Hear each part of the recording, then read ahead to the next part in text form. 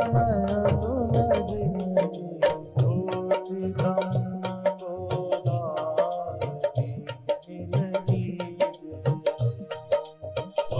दान मिल सच्चिदानंद भगवान की सनातन धर्म की। सबसे पहले मनुष्य को उसकी कमियां बतानी चाहिए, उनके दुख बताना चाहिए। भगवान कृष्ण ने भी गीता में कहा है, क्या करो,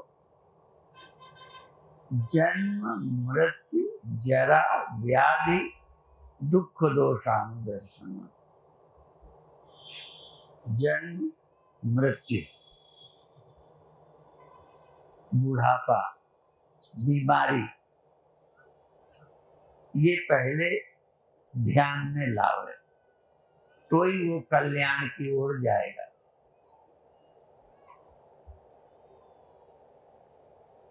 यहाँ तक भगवान बुद्ध जैसे लोग भी यदि वो इस रास्ते में चले तो उन्होंने किसी बूढ़े को देखा, किसी लाश को ले जाते देखा, तो ख्याल आया हम भी न रहेंगे। मनुष्य को वैराग्य नहीं होता,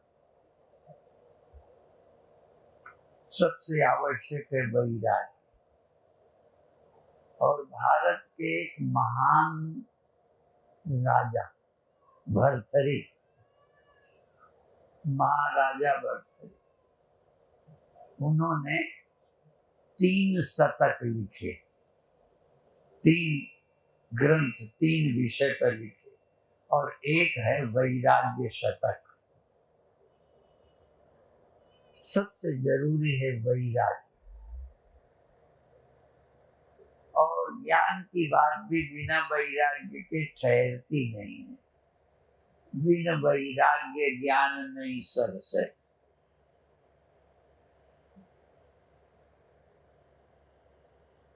और कभी कभी हमारे गुरुदेव के समय कीर्तन गाया करते थे, तो एक लाइन ऐसे गा के नहीं, भाव लटो लगे चाहे नोनो भी, एक दिन गौनो होनो। तुम लोग जब शादी के बाद दोबारा भेजते हो उसको गौना बोलते हैं, और तिवारा को रौना बोलते हैं। गौना रौना तो लटो लगे चाहे नोनो, अच्छा लगे चाहे बुरा, एक दिन तो गौना होगा। और फिर क्या होगा, गौना होता है तो एक तरफ लड़की को सजाते हैं भेजने के लिए, और लोग रोते भी हैं। अभी अभी हम लोग दुबई से आए हैं, वहां भी एक लड़की की शादी में हम गए, इतनी दूर शादी में।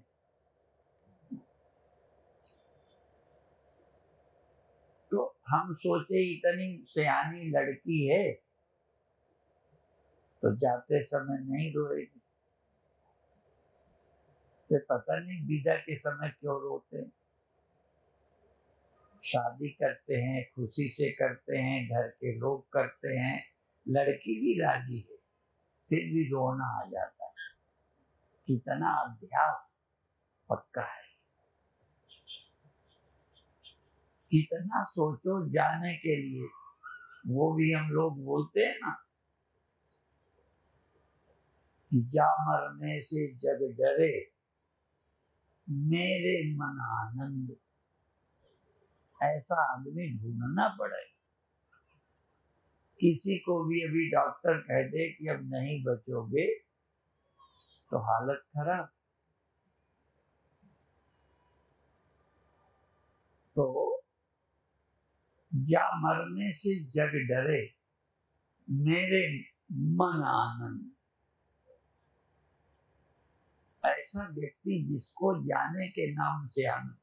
हमने सुना ही है कि भगत सिंह, ये जब इनको फांसी का आर्डर हुआ था तो इनका वजन बढ़ गया।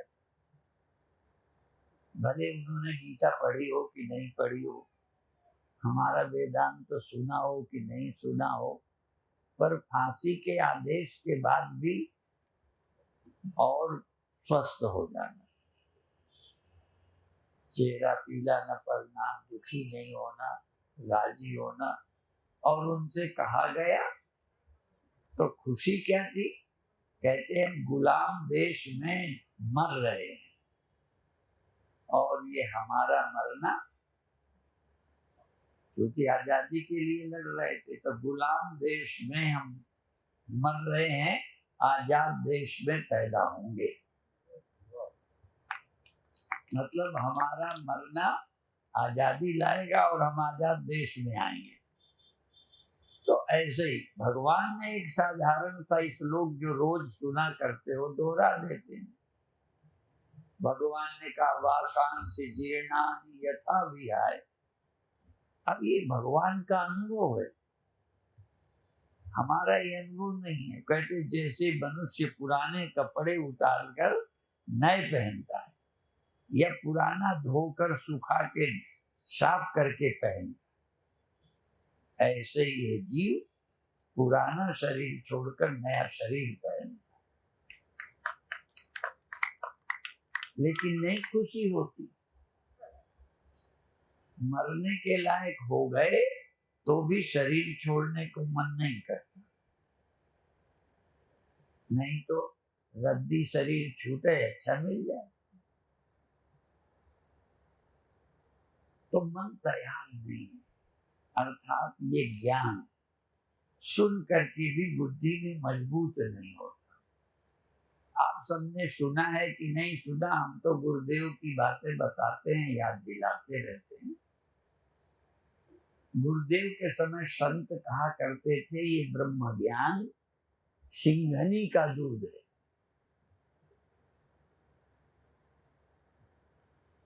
और अर्थ क्या?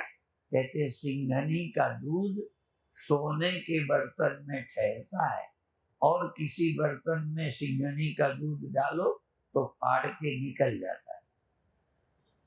अर्थात ये ब्रह्म ज्ञान सोने की तरह शुद्ध हृदय में ही ठहरता है, नहीं निकल जाता है। और ये ज्ञान ठहर जाए तो मुक्त आदमी, चिंता गई। तो इसलिए जरूरी है ठीक ठीक अंदर से तैयारी। हम प्रसंग बस ये कहते कि अपना मन कान में लगाओ, कान लगा के मन को कान में लगा कर सुनो। तो हम ये भी कहते हैं मन को जो बोला जा रहा है उसमें लगाओ। कई बार कान में लगाओगे तो सुनना भूल जाएगा। जैसे हम रोज बोलते हैं वही बातें दोहराते हैं कि तुम्हारी समझ में आ जाए। ये देखो मेरे हाथ में क्या है, ठीक है, झूठ है कि सच है? हैं? अच्छा ये माला है। अच्छा ईमानदारी से दो, हम जो पूछेंगे उसका उत्तर बोल के दो या हम समझ लेंगे तुम क्या है। अच्छा जिस समय तुम ये माला देख रहे थे, एक उत्तर ये कि आपके उस समय आंख थी कि नहीं?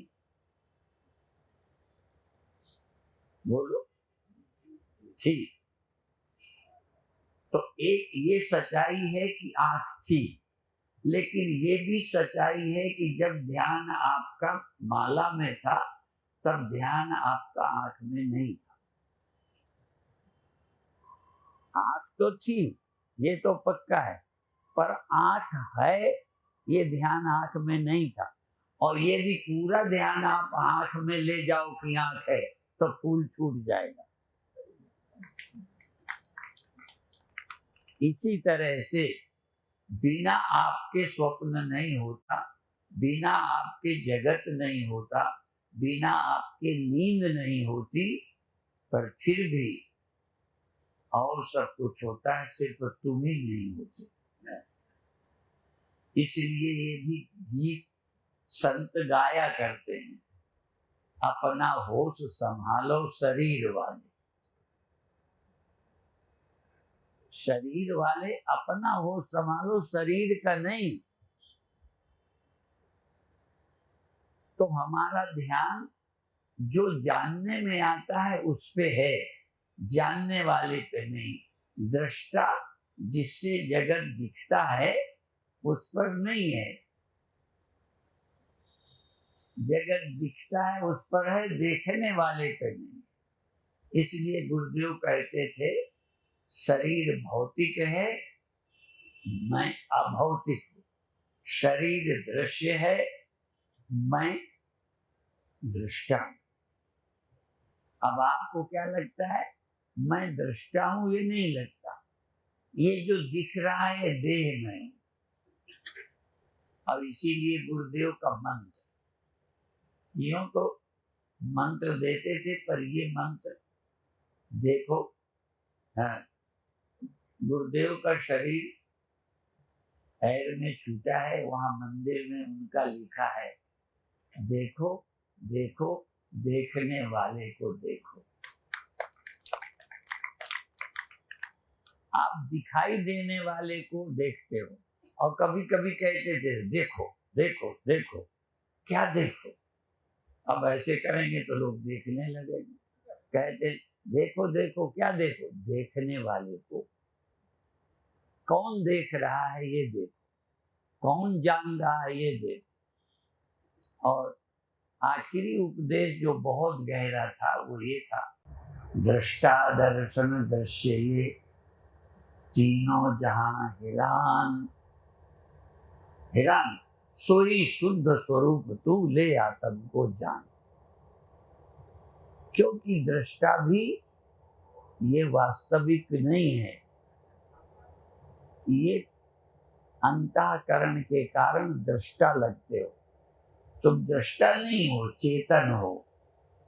दृष्टा भी नहीं, दर्शन भी नहीं, दृश्य भी नहीं, तीनों जहां नहीं है, वो तुम्हारा शुद्ध स्वरूप है, शुद्ध। पर इसको समझना और फिर याद करना।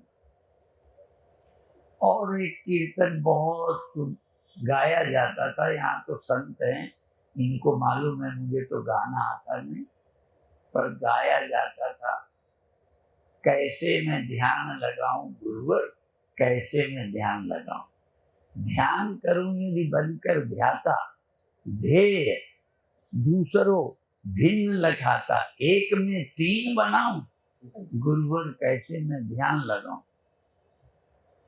अब कल जो हमने वचन दिया था वो बोल के बंद करें, इन्होंने याद नहीं दिलाई। अपन ने गुरु बनाया है देह को। यद्यपि देह जरूरी है, क्योंकि कोई गुरु बिना देह के गुरु बन नहीं पाएगा। तो गाते हैं देह गुरु बनाए, गुरु किया है देह को, सतगुरु चीन्हा ना, सतगुरु को नहीं चीना। ऐसे ही हमने राम को माना, राम को समझा नहीं, भगवान कृष्ण को माना, समझा नहीं। नहीं, कृष्ण यदि देह ही थे तो वो भी नहीं रहे, यदि भगवान राम देह ही थे तो वो भी नहीं रहे।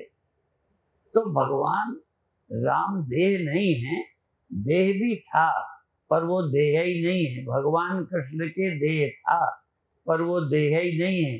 गुरु के भी देह है पर गुरु देह ही नहीं है, देह के अतिरिक्त भी कुछ है, वही समझना है, वही कह के आज बंद करें। वेदांत वेद्यम अखिलम शद सद विहीनम आद्यंत मध्य रहितम परिच्छेद शून्यम सर्वेन्द्रियातीतम अवेत चाद्यम श्री सद्गुरु नित्य महम नमामि।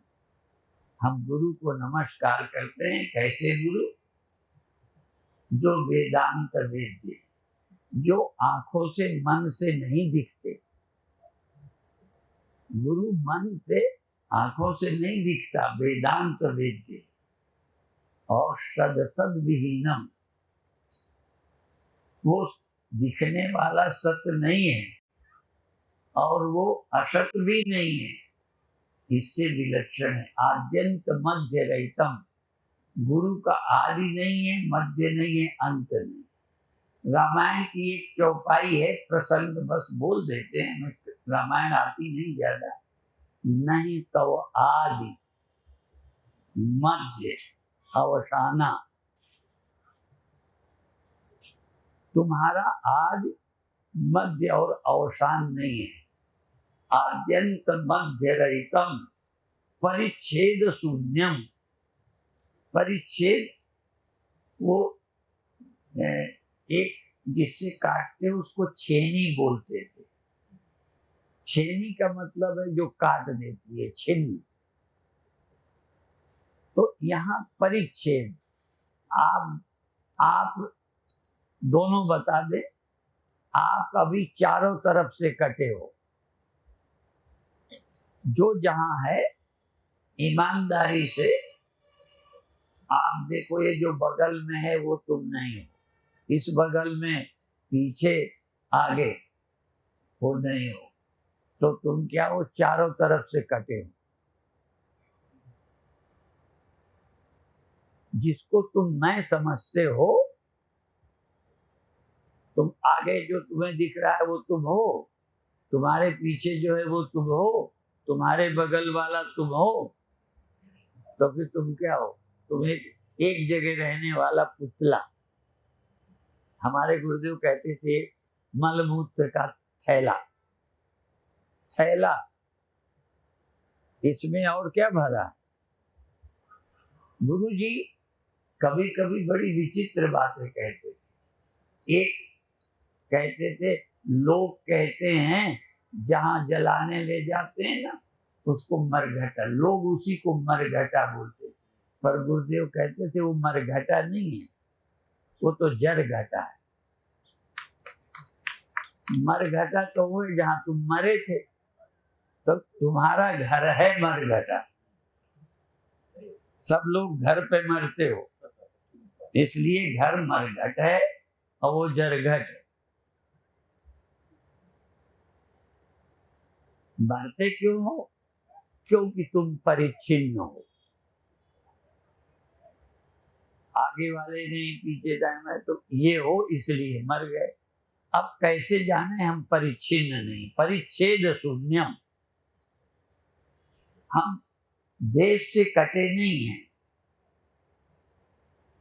यहाँ तक कभी कभी आप अपने को जब साक्षी कहते हो तो साक्षी भी अभी कटा हुआ।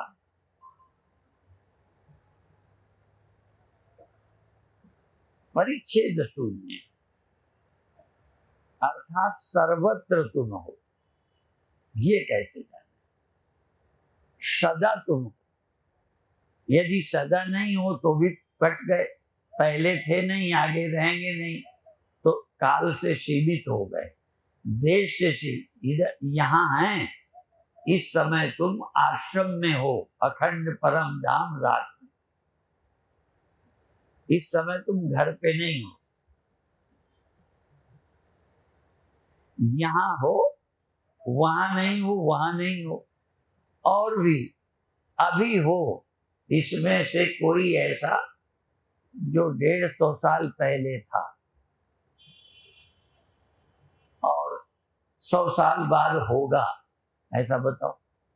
तो जिसको तुम मानते हो ये 100 साल पहले नहीं था, 100 साल बाद नहीं रहेगा, तो ये समय से भी कटा हुआ। हम उसको गुरु कहते हैं जिसको समय से कटा नहीं है, पहले भी था, अभी भी है, आगे भी रहेगा, उसका नाम गुरु है। परिच्छेद शून्यम आद्यंत मध्य रहितम और सर्वेंद्रियातीत, सब कुछ आपको इंद्रियों से मालूम पड़ रहा है। ठंडी गर्मी, भूख प्यास और ये सब जितना दुनिया, ये सब इंद्रियों से मालूम पड़ती है। बिना इंद्रियों के जो मालूम पड़े, सर्वेंद्रियातीत, बिना इंद्रियों के जो आप हैं उसे खोजो, इंद्रियों के बिना जो हो, या इंद्रियों से जो मालूम नहीं पड़ता वो तुम हो। और रामायण में भी गो गोचर जहां लग मन जाई सो सब माया जानो भाई। वो परमात्मा नहीं है, वो आत्मा नहीं है, वो ब्रह्म नहीं है। जहां मन इंद्रियां जाती हैं तो सब माया है। ब्रह्म तो वो है जहां मन इंद्रियां नहीं जाती और है। होने में संदेह ना हो और इंद्रियों का विषय ना हो, उसको कह के आज अभी बंद करेंगे। और हमारा तो विषय एक ही है, इसी को पूरा करना है जिंदगी भर में। हमारा विषय रोज नहीं बदलता, एक ही विषय है और इसी को स्पष्ट करना है कि आप जागृत अवस्था चली जाती है पर आप नहीं जाते। हमारे गुरुदेव तो गाते थे, संत भी गाते, जागृत स्वप्न सुषुप्ति है बुद्धि की अवस्था, मैं बुद्धि से परे हूं। माने आप अवस्था नहीं हो, अवस्था आई चली गई, स्वप्न आया चला गया, गहरी नींद आई गई। आप स्वप्न के चले जाने पर चले गए कि बचे? जब स्वप्न चला गया तो आप मर गए। स्वप्न मर गए, तुम नहीं मरे, पर अभी ध्यान नहीं दिया। क्योंकि तब तुमने देह की तरफ ध्यान दिया, अपने पर ध्यान दिया नहीं। जिसने स्वप्न देखा था वो जगने पर भी बचा और उसे याद है स्वप्न हुए थे, आज का स्वप्न अच्छा नहीं था। तो जिसने देखा वो अभी भी मौजूद है। वो इंद्रियां मौजूद नहीं है, वो हाथ मौजूद नहीं है। जिन हाथों से इंद्रियों से तुमने देखा था वो नहीं बची, पर जिसने स्वप्न देखा था वो अभी बचा है। और वही इन इंद्रियों से, वो इंद्रियां गई, ये इंद्रियां पहन ली, अब इन इंद्रियों से देखता। जिसने उन स्वप्न के देह इंद्रियों से देखा सुना था वही इन जागृत मन इंद्रियों से इस जगत को देखता है। देखने वाला नहीं बदला, देखने वाला वही है और सब कुछ देखने के साधन बदल गए, देखने वाला नहीं बदलता। जो नहीं बदलता वो आत्मा है, वो आप है। पर अभी आप दिखाई देने वाले को मैं मानते हो, इसलिए ये कहा था ना, अपना होश संभालो। शरीर वाले है, शरीर वाले अपना होश संभाल, देह का नहीं, इंद्रियों का नहीं, संसार का नहीं। तू कौन है? इसलिए गुरुदेव कहते थे कि अपने को जानो।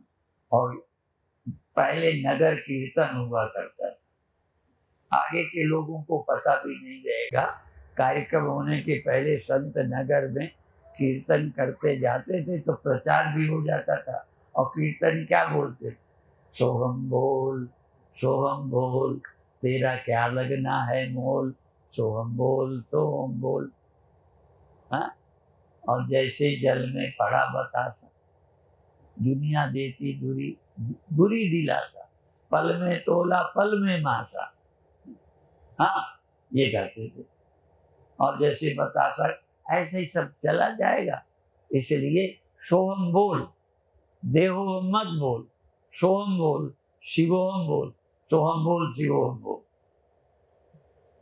और तो बहुत गाते थे, कलयुग की बातें कहते थे। कलयुग में क्या ना मिले, मांगे मठा, भारत में छाए रही काली गजा। और घर में गमुएं कटती हैं, मट्ठा भी नहीं मिलेगा। तो अब समस्या थोड़ी बदली है, उल्टी हो गई। गायें तो कटनी बंद हो गई, अब खेत खा रही हैं। कई लोगों को परेशान। तो आप अपनी गाय नहीं रख सकते, चूंकि काम की नहीं, तो काम की माँ नहीं रही तो उसे भी मरने दोगे? काम का बाप नहीं रहा तो मरने दोगे? नहीं काम के रहे पर उसका दूध खाया है। हमें बचपन की याद है, हमारे यहाँ एक बैल था, वो 16 वर्ष हल पे चला था। तो लोगों ने कहा इसे बेच दो, तो हमारे माँ बाप के आंसू आ गए और उन्होंने कहा था इसकी कमाई हमने खाई है, इसको हम बेचेंगे नहीं। तो जिस बाप ने हमें जन्म दिया, जिस माँ ने जन्म दिया और जिसका हमने दूध पिया, और इस माँ का तो थोड़े दिन पिया, उस माँ का तो जीवन भर पिया, उसके साथ ये विश्वासघात नहीं करना चाहिए। हमारे गुरुदेव गौरक्षा आंदोलन में दिल्ली गए थे, उस समय अशुगैस छोड़ दिया गया था, अब वो हमारे मन में बैठा रहा, इसलिए हमने गौशाला बनाई। और स्वामी वासुदेवानंद जी उस समय थे, उन्होंने कहा हम तो भाई कहते ही रहते हैं आपने गौशाला बनाई, बहुत अच्छा किया। तो अभिप्राय है, और हम लोग तो गौ माता की, गंगा माता की जय बोलते हैं, गौ माता की जय, भारत माता की जय, बल बुद्धि दाता विधाता की जय। हम तो इन्हीं की जय बोलने वाले हैं, पर कई बार हमारी इस जय से भी कई को परेशानी होती है। तो इसलिए एक बात कह के समाप्त रखेंगे। अब इस समय चुनाव नहीं है, इसलिए कहने में संकोच नहीं। चुनाव होता तो लगता बाबा किसी पार्टी का प्रचार कर रहे हैं, पर हम एक बात जरूर कहते हैं। अब पहले हम कहते थे जो राम का नहीं वो हमारे काम का नहीं, ठीक है। और अब कहते हैं जो जिनको इस देश से प्यार नहीं, जिसे बांटने की बात करते हैं, जिसको इस देश से प्यार नहीं उसको इस देश में रहने का अधिकार नहीं। तो ये ध्यान रखो, क्योंकि ब्रह्म ज्ञान तो देखो दिया, आज शरीर नहीं रहेगा, पर तुम्हारे बच्चे यहाँ होंगे। हमारे मंदिर जानते हो एक दो थोड़ी तोड़े गए। और कुछ लोग ये समझते हैं, भारत के कई राजनीतिक पार्टी वाले, इसीलिए मैं एक उदाहरण दिया करता हूँ। भाई गुरदास जी सिख परंपरा के एक व्यास हुए, उन्होंने लिखा था ठाकुर द्वारे ढाए के। ये कांग्रेस के समय का नहीं है, भाजपा के समय का नहीं है, सपा के समय का नहीं है, और बसपा के समय का नहीं है। इसलिए राजनीति से ऊपर उठकर ठाकुर द्वारे ढाए के ते छोड़ी मस्जिद उसारा, मंदिर गिरा के मस्जिदें बनाई। एक दो थोड़ी, इसीलिए एक नारा हम देते थे, फिर याद कर लो, क्योंकि एक दो थोड़ी गिराए तो बहुत है, पर हम मांगते 3 रहे, अयोध्या, मथुरा, विश्वनाथ।